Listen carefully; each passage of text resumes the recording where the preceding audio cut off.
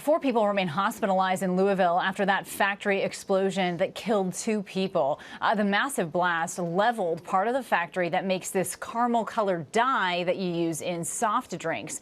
We have some video as well from the air where you can really see essentially the giant hole that was left in that building.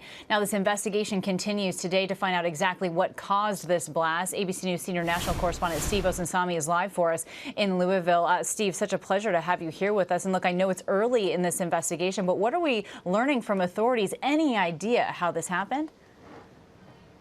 They're not sure at this point, and it could be a while before we get that information. They're not sure exactly what happened, how it happened, they are telling us, however, that they believe that chemicals were involved. There are chemicals that they use here.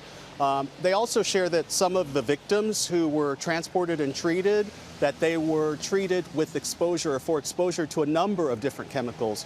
One thing we are aware of, though, is that authorities were very concerned about ammonia, and that's important because there was another blast here in 2003, a similar blast according to residents, and at that time there was an ammonia leak that was massive according to authorities who investigated.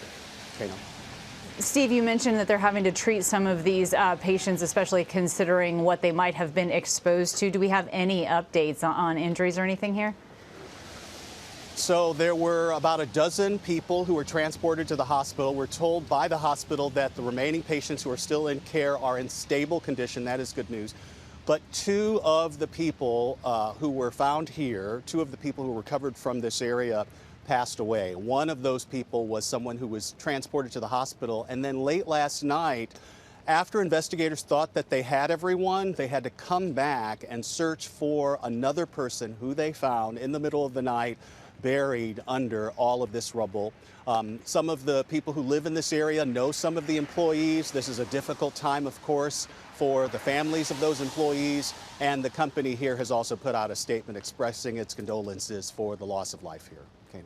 Oh, how tragic to find somebody in that rubble so late at night. And we also know, Steve, initially the area around the plant, right, had to be evacuated. Are they concerned about any ongoing threat still? Not right now. And just to give you a sense of where I'm at, I'm standing in front of it. You can see the factory sort of directly behind me, so we're allowed to get this close to it. They've got sort of police tape up, and there's a fire truck there.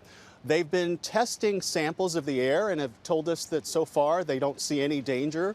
We have been talking, though, to residents who are still concerned because of what's happened here and what's happened in the past. But so far it appears to be safe. They're telling people it's safe. Their samples are telling them that the air is clean or clean enough.